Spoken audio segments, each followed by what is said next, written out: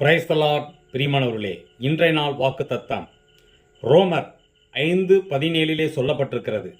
அல்லாமலும் ஒருவனுடைய மீறுதலினாலே அந்த ஒருவன் மூலமாய் மரணம் ஆண்டு கொண்டிருக்க, கிருபையின் பரிபூரணத்தையும் நீதியாகிய ஈவின் பரிபூரணத்தையும் பெறுகிறவர்கள் இயேசு கிறிஸ்து என்னும் ஒருவராலே ஜீவனை அடைந்து ஆளுவார்கள் என்பதே அதிக நிச்சயமே என்று எழுதப்பட்டிருக்கிறது.